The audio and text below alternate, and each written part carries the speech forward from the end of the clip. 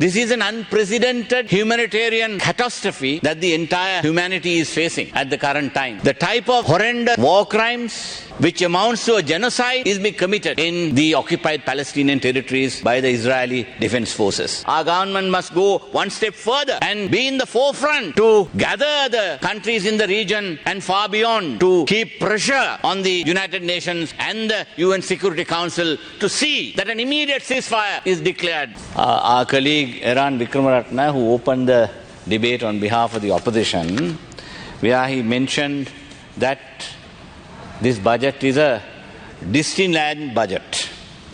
For that, the President had responded yesterday saying, yes, we were in the house of horror in the Disneyland and I have just taken them out of it. Now, this is a tongue-in-cheek statement by the President. And if I am to use the same metaphor, I would respond saying that, yes, the President is trying to take the entire country on a roller coaster ride.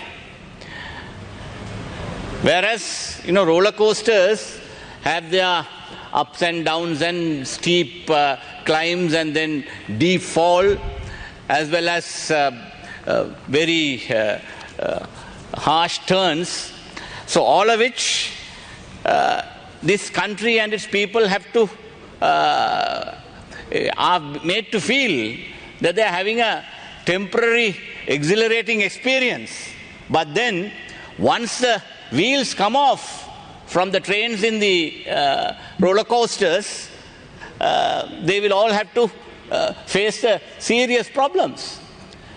Now, when the wheels come off, those who have asked the people to get onto the roller coaster may not be there. They won't climb the roller coaster. The President, his bureaucrats who have prepared these budgets may not be on the roller coaster. But the others, the poor people, would have finally suffered.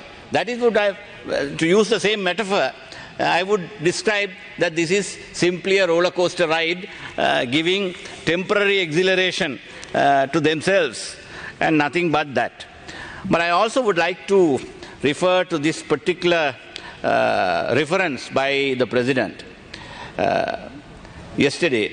We are keeping our fingers crossed that there will be a ceasefire in Gaza, making it easier for the people of Gaza and the rest of us.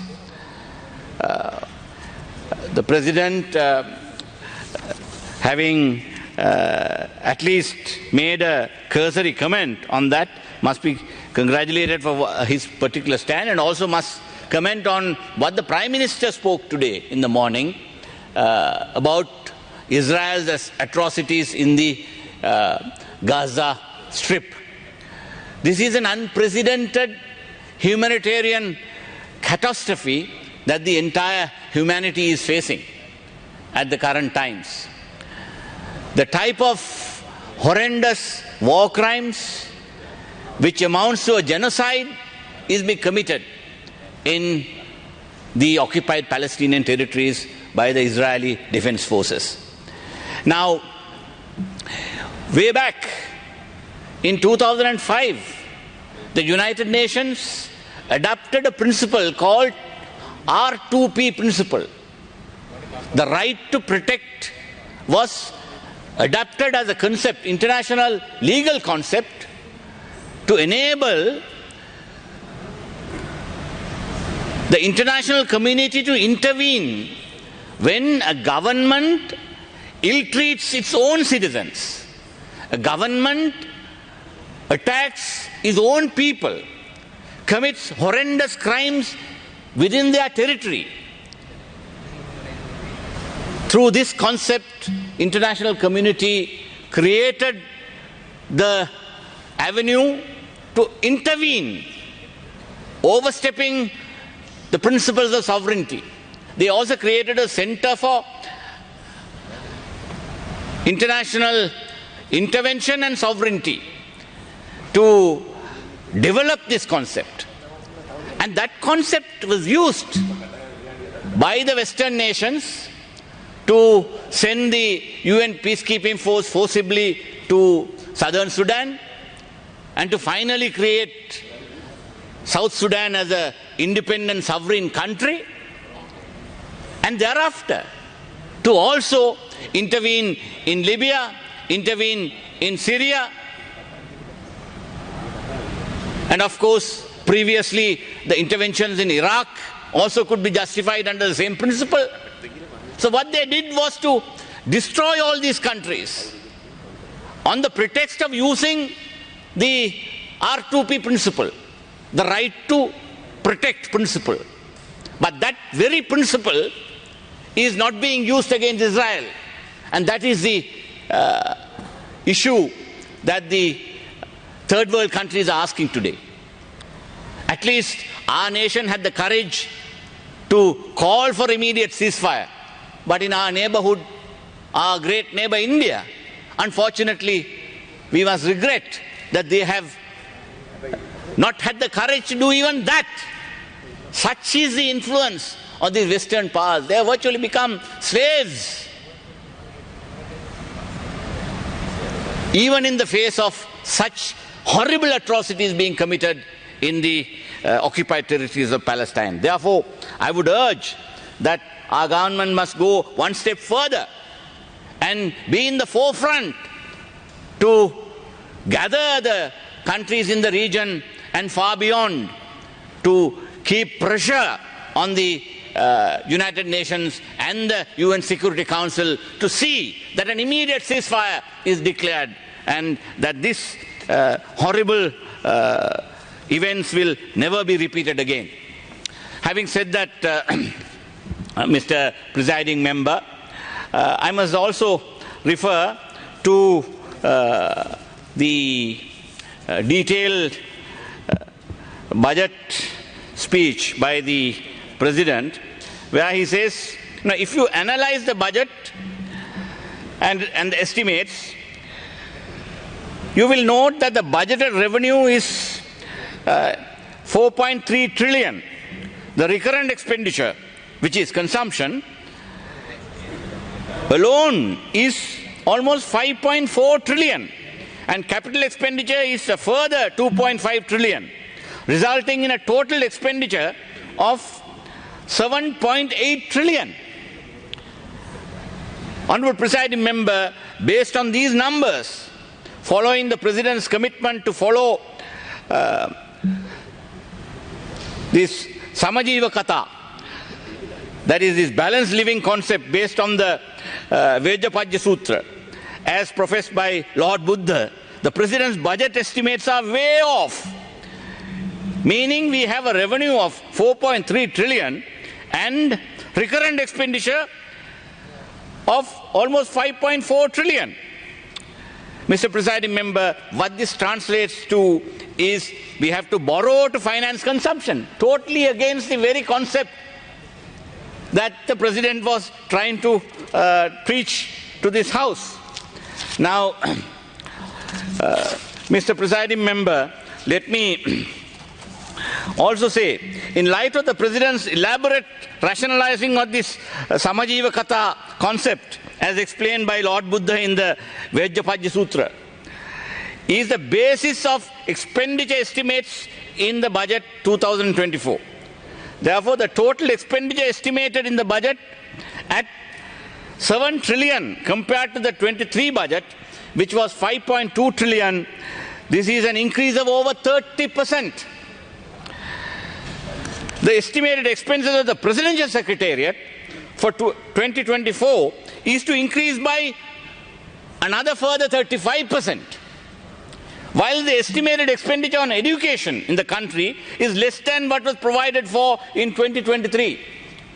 As a percentage of GDP, we have had various experts commenting that for a country to prosper, for its education infrastructure to be improved, Dr. Ramesh Patrana's late father, Richard Patrana, was one of our former ministers of higher education and education. And even from his days, he had been lamenting that we must at least have 6% of the GDP allocated for education. But this government has barely allocated not even 2% of the GDP for education purposes. So this is a sad state of affairs. Now, if this is the situation, the president concept of this Samajiva Katha, or has he got any other sutra to explain this concept? This is what I would wish to ask. Now, the next issue I want to highlight and address today is the impact of the domestic debt optimization issue. Honorable Speaker, when the President, who as a finance minister took this step to hit the private sector below the belt and ransacked the poor workers, the part of their future benefits from the DDO, he rejoiced that he had paved the way to conclude the debt restructuring. To date, Honorable Presiding Member, none, including yourself, and this House is aware of the status quo of the debt restructuring. He says in the budget that he is expecting it to be completed by December. And if it doesn't happen by December, God forbid, we'll be in deeper trouble. The sad part of the assault on the bellies of the private sector ETF account holders is that a certain segment of investment community made windfall gains because of the domestic debt restructuring decision. Honorable Presiding Member, I would like to ask the President, who is also the Finance Minister, to disclose to this House the quantum of profits made based on capital gains by the banking sector, the non-bank financial institutions, the primary dealers and private investors out of their investments in government bonds as at quarter ended June 2023, post the assault on the superannuation funds. Also, Mr. Presiding Member, I would like the President as Finance Minister to disclose to this House the quantum of tax paid by the banking sector, non-bank financial institutions, primary dealers and the private investors on the windfall capital gains that accrued to them due to the assault on the superannuation funds. This is in light of the Governor of the Central Bank telling us in the Committee on Public Finance that banking institutions pay over 40% tax. Therefore, that they had to be too cautious about imposing more tax on them. It is only prudent that the Finance Minister discloses to this House the quantum of tax collected in respect of the windfall capital gains by these people. Honourable Presiding Member, I have these numbers. It is very easy to compute. All these institutions publish financials on a quarterly basis as a mandatory requirement. So I am requesting the President as Finance Minister to disclose to this August Assembly, which is responsible for finance aspect of the country, the amount of gains that these few people have made through the domestic debt optimization program of the President. I can tell you the amount of windfall capital gains made by the segment. It is beyond comprehension. The vibe in the capital markets, Honourable Presiding Member, is that the domestic debt optimization was the third and the largest bond scam. This is what people are thinking. Honourable Presiding Member, the President as Finance Minister can prove the market wrong by disclosing the numbers. If he has the courage, let him come out and give us the numbers. Because this is such a serious matter. Now look at what has happened in the sugar scam. Previously, we had this sugar scam where from 50 rupees per kilo, they brought it out to 25 cents overnight. And a few importers made a windfall out of it. A rough calculation was said to be in the region of 16 billion rupees. This was during the former president's time. Now the current president does the opposite. The duty on import of sugar was increased from 25 cents to 50 rupees overnight.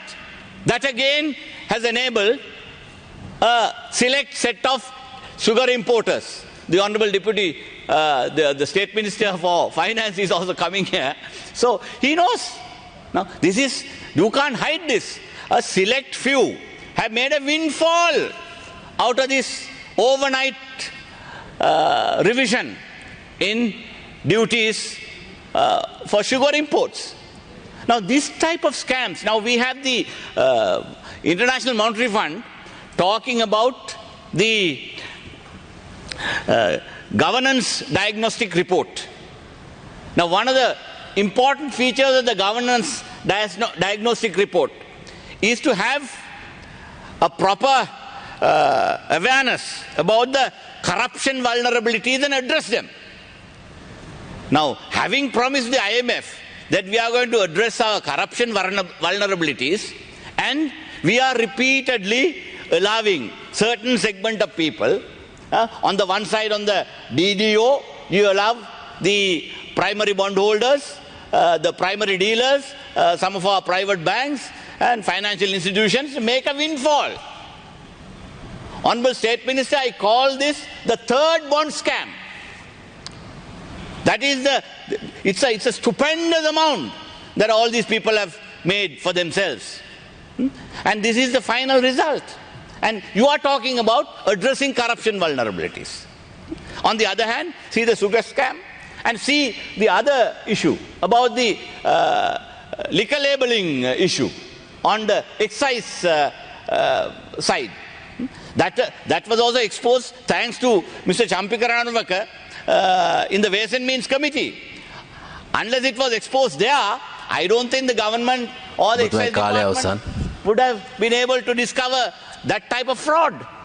But finally, now you are happily presenting a budget having totally ignored the serious corruption vulnerabilities that are still existing and continuing to exist. So unless you address this issue, there's no way in which you can turn around the country from the abysmal levels to which we have gone, particularly in managing our economy. Now, various issues have been raised yesterday, even in this seminar, by a variety of people. There are certain good proposals. Now, agriculture modernization, fisheries, dairy, tourism, export-led manufacturing, these are all identified as priority development areas, along with increased investment in renewable energy and universities. Now, there are the proposals are good, but then all these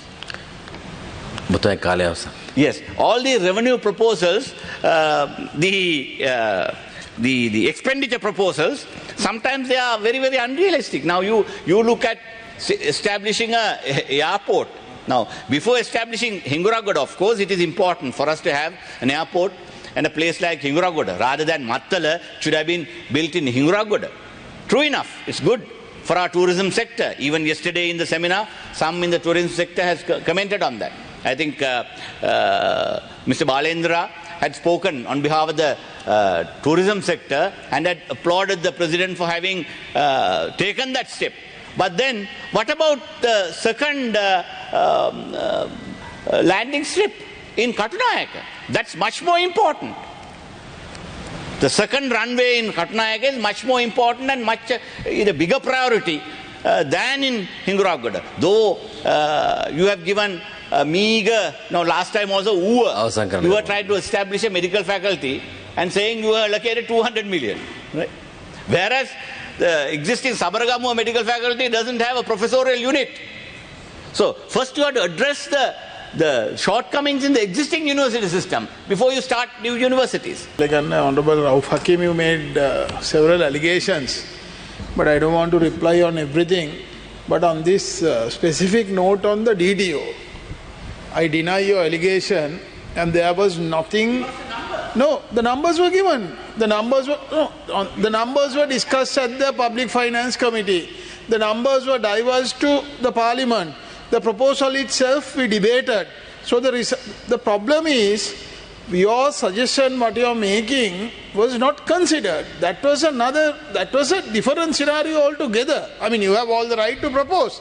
But on the DDO, if we had not gone through the DDO, Honorable Rauf Hakim, the country would have collapsed within 48 hours, because that wouldn't have paved way for us for going to a debt restructuring on external debt, which was very crucial for us.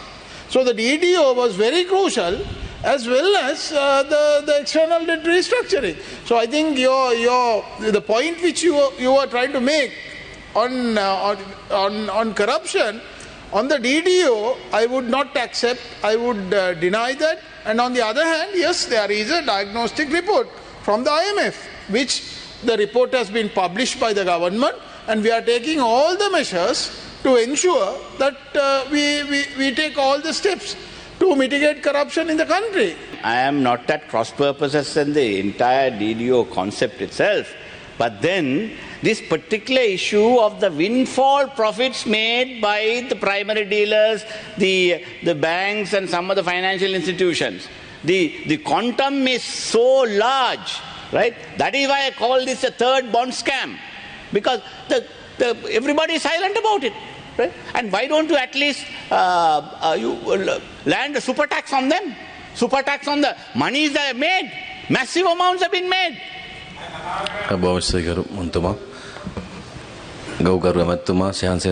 Honorable Rauf Hakim, that is your view. I mean, you have all the right to propose. No, you have all the right to propose. But do you know, I'm sure you are aware of it, when the DDO was presented to Parliament, when it was passed, everybody was happy with the DDO which was presented by the government. But he objected. No, you objected. I mean, you have been objecting to most of the cases, not you, specifically the team. So let us work out other matters, how we could strengthen the economy. If we had not gone through the DDO, the way we went through, the country's economy would have been in a catastrophe again.